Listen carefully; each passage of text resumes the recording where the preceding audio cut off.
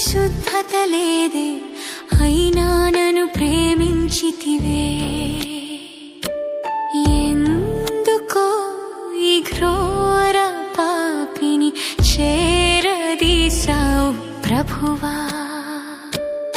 ఏముంది నాలో ఏ పరిశుద్ధత లేదే, అయినా నన్ను ప్రేమించితివే. ఎందుకో ఈ ఘోర పాపిని చేరదీసావు ప్రభువా. అయినను నన్ను ప్రేమించావు, కరుణించావు, నన్ను మురిపించావు.